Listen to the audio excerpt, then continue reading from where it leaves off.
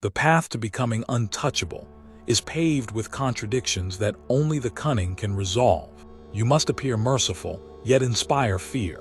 You must seem approachable, yet remain distant. You must act decisive, yet conceal your full intent. Men are confused by contradiction, and confusion protects you. When they cannot categorize you as wholly cruel or wholly kind, wholly strong or wholly vulnerable, they hesitate. Hesitation is your shield, because it prevents decisive opposition. Machiavelli understood that to be untouchable, you must live in the gray, never fully grasped, never fully understood. For clarity in others breeds confidence, and confidence breeds attack. Confusion, however, breeds paralysis. Another principle lies in control of dependency. Men may flatter and praise, but true loyalty comes only from dependence. If others can live, thrive, and rise without you, they will abandon you the moment fortune shifts. But if their survival, their success, their ambitions are tied to you, they cannot move against you without harming themselves. The untouchable man engineers this dependency.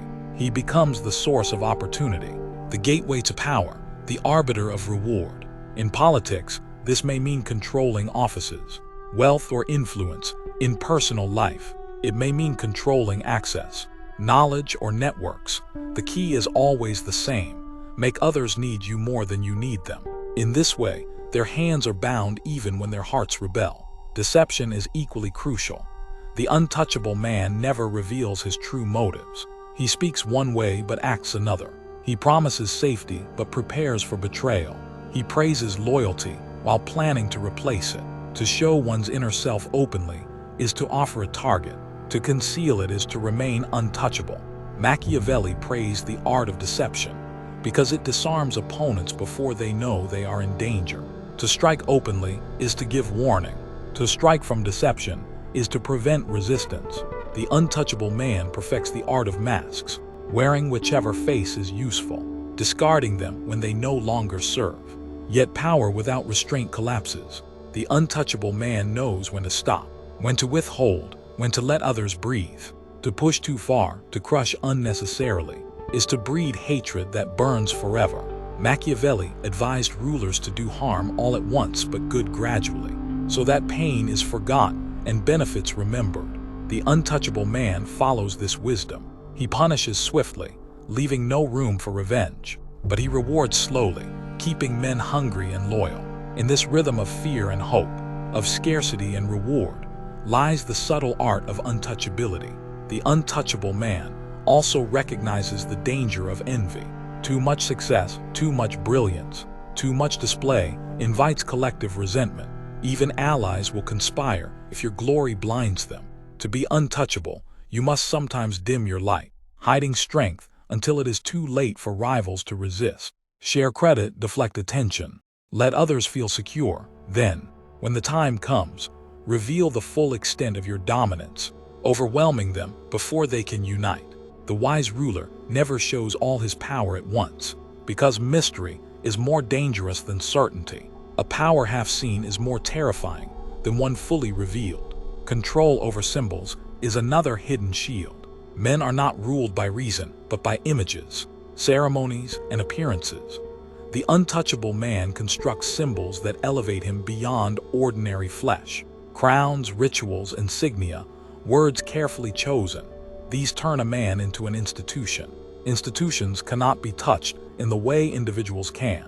When you embody more than yourself, when you become the symbol of order, destiny, or faith, to strike you is to strike something larger. This discourages conspirators, who fear not only your power but the wrath of the masses, who believe in your symbol.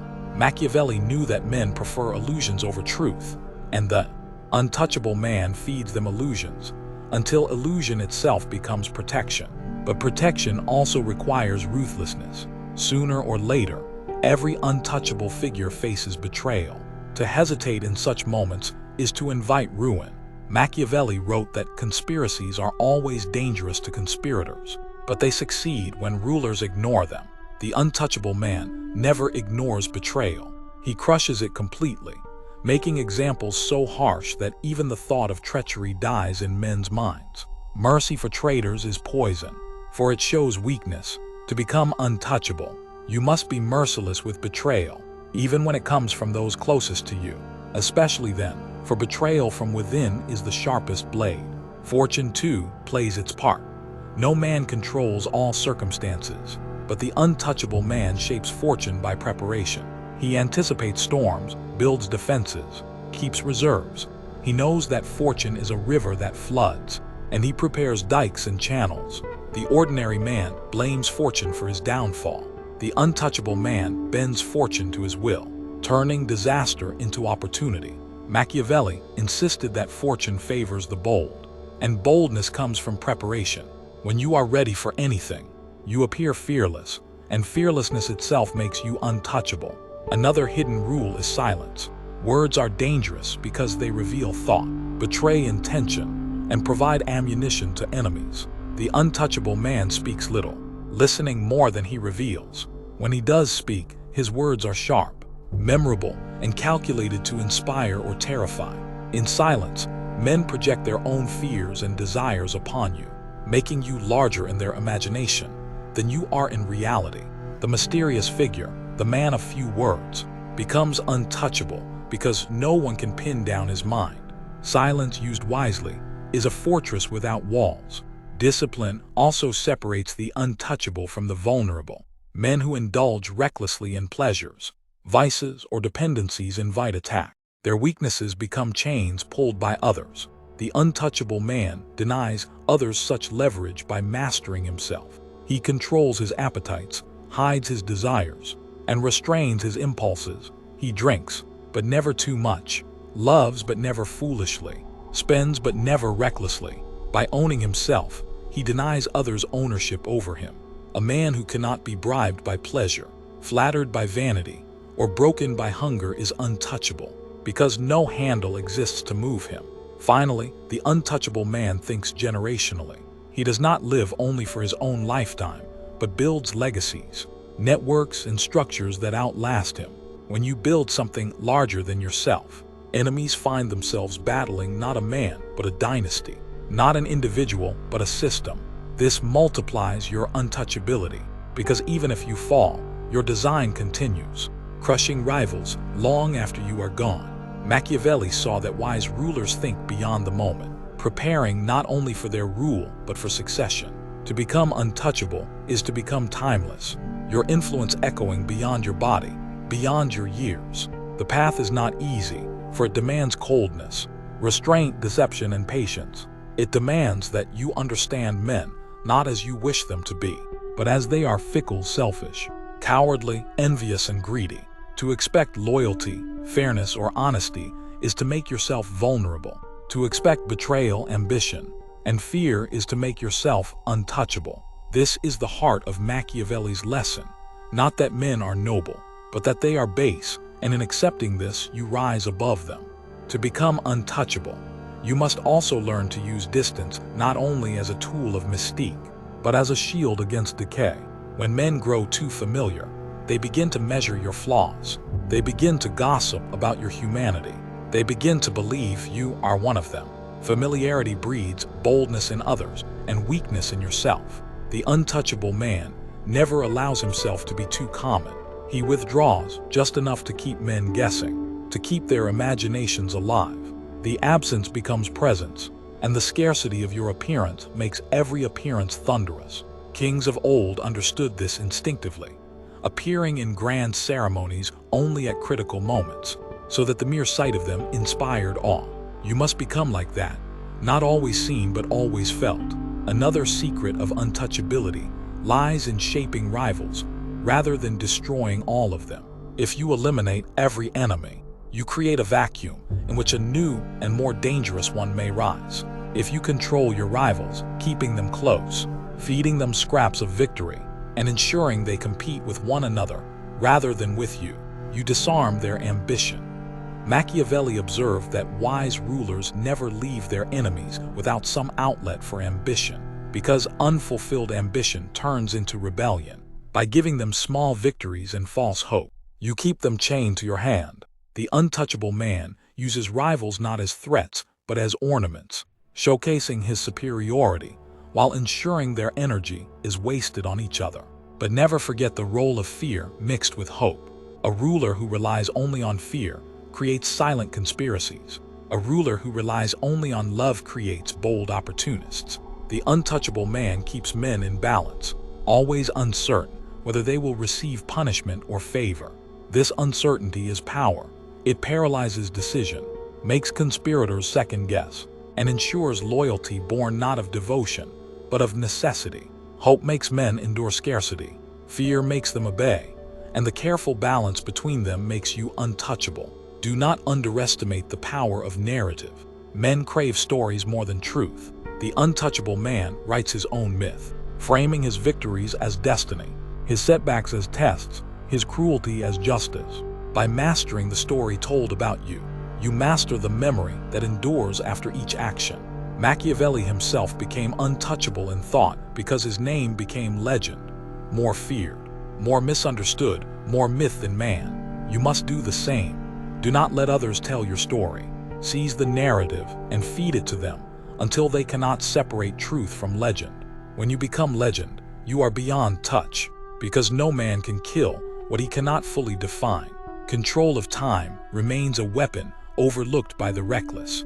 The untouchable man never rushes into traps set by urgency. He allows enemies to destroy themselves through impatience. He strikes when they are weak, not when they are loud.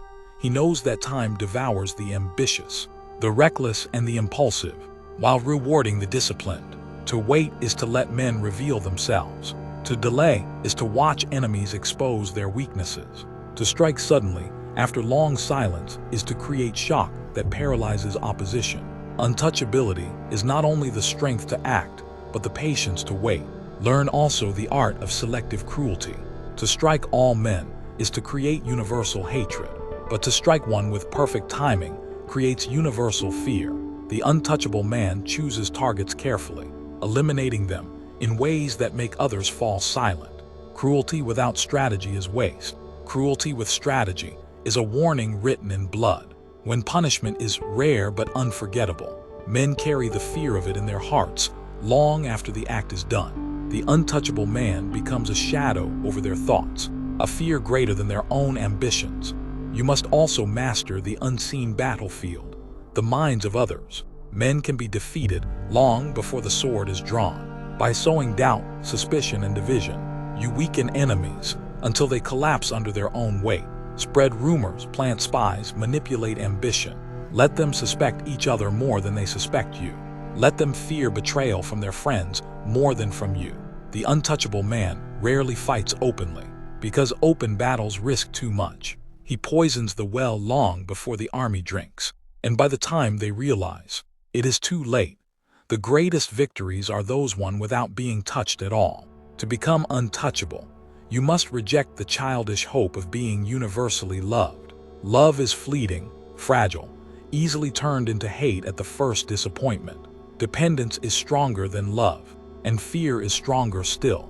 The untouchable man is respected, feared, and sometimes loved, but never dependent on love. He understands that affection cannot protect him when ambition rises, but fear and necessity will.